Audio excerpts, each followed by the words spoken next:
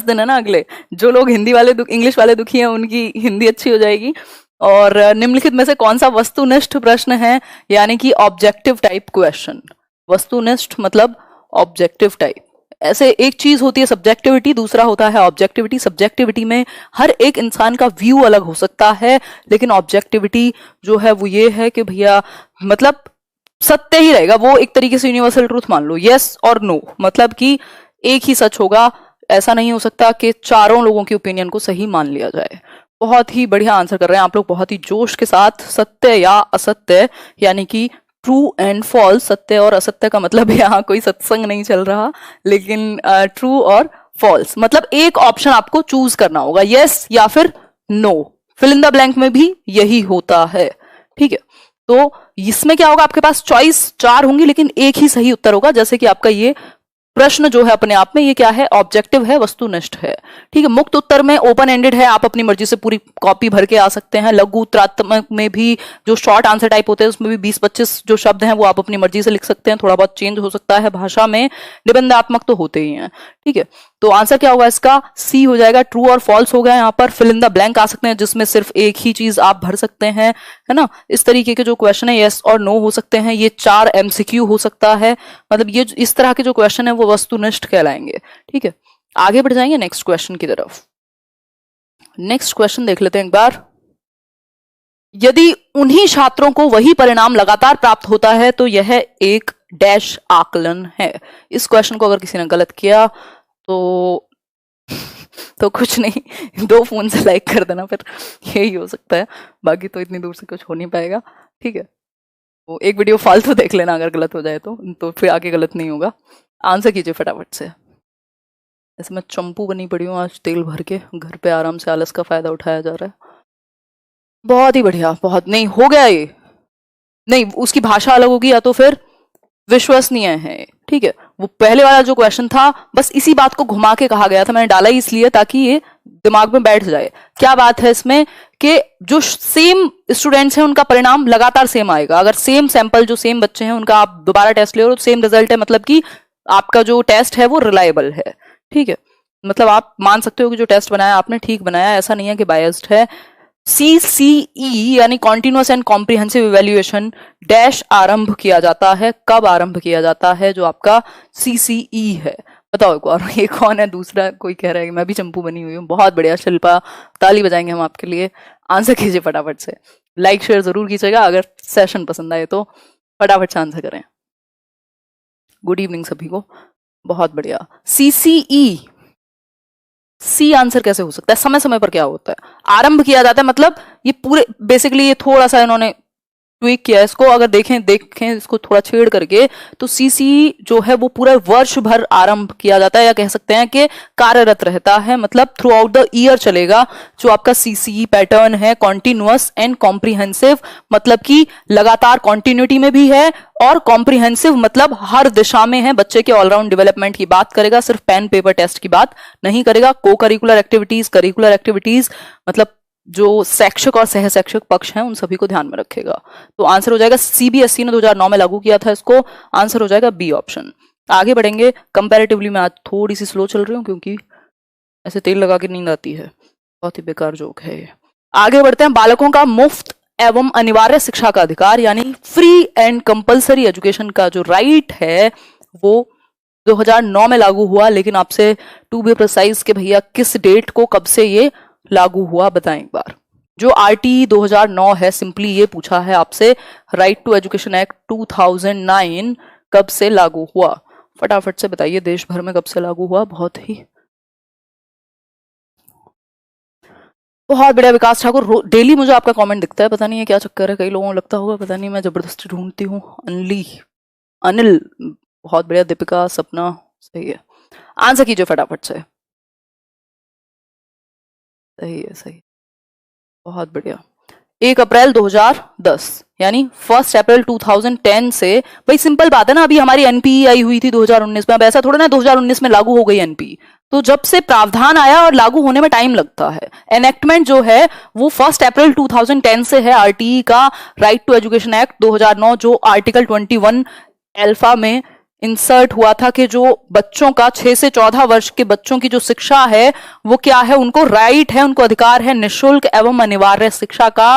मतलब कि आप हर एक बच्चे का ये मौलिक अधिकार बन गई शिक्षा, जिसको लेना ही पड़ेगा। पहले ये आर्टिकल 45 में था, जिसमें directive principles of state policy, मतलब वो ड्यूटी थी कि भाई शिक्षा दी जानी चाहिए, 6 से 14 साल के बच्चों को फ्री एंड कंपलसरी एजुकेशन होनी चाहिए।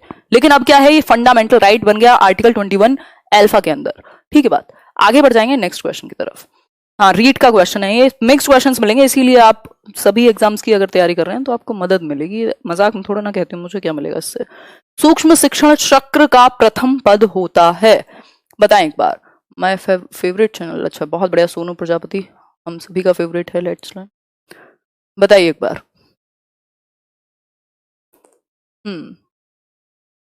सही है अज्ञापाल, आंसर कीजिए। हाँ, मारो तुक्के इंग्लिश वाले। सूक्ष्म शिक्षण का मतलब होता है माइक्रो टीचिंग। माइक्रो टीचिंग, तो जो माइक्रो टीचिंग, हाँ, माइक्रो टीचिंग की जो साइकिल है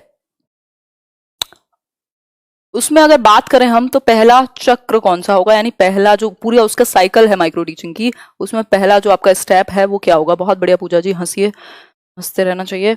तो पहला स्टेप क्या होगा, योजना बनाना, सी ऑप्शन, यानी कि प्लान करते हैं आप। ठीक है भाई, 6 स्टेप हैं टोटल मिलाकर के, 36 मिनट का होता है आपका माइक्रो टीचिंग। जो साइकिल है पूरी 36 मिनट में कंप्लीट होगी। प्लानिंग से शुरू होती है, लेकिन प्लानिंग के टाइम को काउंट नहीं किया जाता।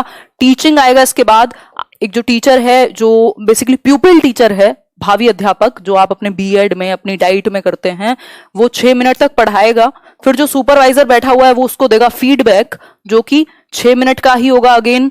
फिर उसके बाद वो रीप्लान करेगा दोबारा से कि कहाँ कमी रह गई। अब ये जो रीप्लानिंग है ये 12 मिनट की होगी, और फिर उसके बाद से रीटीच करेगा 6 मिनट में, और फिर रीफीडबैक मिलेगा। इस तरीके से कुछ 36 मिनट हो जाएंगे 6 स्टेप्स के अंदर। आगे बढ़ेंगे नेक्स्ट क्वेश्चन की तरफ। नेक्स्ट क्वेश्चन क्या कहेगा, शिक्षा का उद्देश्य होना चाहिए। भैया ऑब्जेक्टिव क्या होना चाहिए एजुकेशन का, ले तो हम रहे हैं बचपन से ही, स्कूल में भेज दिया जाता है, पढ़ते रहते हैं कई बच्चे, और कई बच्चे शरारती होते हैं मेरे जैसे। तो शिक्षा का उद्देश्य होना चाहिए, यानी कि objective of education should be what, बताओ एक बार। विद्यार्थियों को परीक्षा के लिए तैयार करना, मतलब भैया रट लो, बिल्कुल 90% लाने हैं, चाहे पता कुछ ना हो। वो जो 3 इडियट में दिखाया था वो चतुर रामलिंगम, वैसे बन जाओ। या फिर विद्यार्थियों में व्यावसायिक कौशल का विकास करना, मतलब कि आप एक एंटरप्रेन्योरियल स्किल्स सीख लीजिए। या फिर विद्यार्थियों में सामाजिक चेतना का विकास करना, यानी कॉन्शियसनेस आ जाए, जो सोसाइटी को लेके सोशल कॉन्शियसनेस का डेवलपमेंट हो। या फिर फोर्थ ऑप्शन, विद्यार्थियों को व्यावहारिक जीवन के लिए तैयार करना, पता चले लड़ते फिर रहे हैं रोड पे। आंसर कीजिए फटाफट से, क्या होगा इसका। बहुत बढ़िया, उन 1200 लोगों का धन्यवाद, 2200 लोगों में से जिन्होंने लाइक किया। आंसर कीजिए। डी ऑप्शन, बिल्कुल, विद्यार्थियों को व्यवहारिक जीवन के लिए तैयार करना, यानी प्रैक्टिकल सिचुएशंस के लिए आप तैयार कर रहे हैं, प्रैक्टिकल लाइफ के लिए आप तैयार कर रहे हैं। मतलब कि जो ये बात कौन करता है, कौन सी एजुकेशन करेगा, जो प्रोग्रेसिव एजुकेशन है ना, प्रगतिशील शिक्षा जॉन डुई की, वो यही बात करती है कि आप समाज के लिए या प्रैक्टिकल लाइफ के लिए तैयार करते हैं। प्रैग्मेटिज्म इस बात को मानता है, प्रयोजनवाद उसी पर बेस्ड है आपका, क्या, प्रयोजनवाद पर ही बेस्ड है प्रगतिशील शिक्षा, क्योंकि जो जॉन डुई थे वो एक प्रैग्मेटिज्म थे, जॉन डीवी जिनको हम हिंदी में कहते हैं। आगे बढ़ेंगे नेक्स्ट क्वेश्चन की तरफ। बहुत बढ़िया, पाठ्यक्रम निम्नलिखित में से शिक्षण के कौन से चर में आता है। आंसर कीजिए फटाफट से। Call my name, Kritika Rathore, बहुत बढ़िया जी, आंसर कीजिए। धन्यवाद सुनील गिरी। पाठ्यक्रम, अच्छा क्वेश्चन है ये, मजाक की बात थोड़ा ना है, सारी कुछ कुछ होती हैं। पाठ्यक्रम यानी कि करिकुलम, करिकुलम निम्नलिखित में से जो शिक्षण के कौन से एक चर में आएगा, कौन से वेरिएबल में आएगा, बताएं एक बार। स्वतंत्र है, मध्यस्थ है, आश्रित है, या फिर इनमें से कोई नहीं, बताएं एक बार।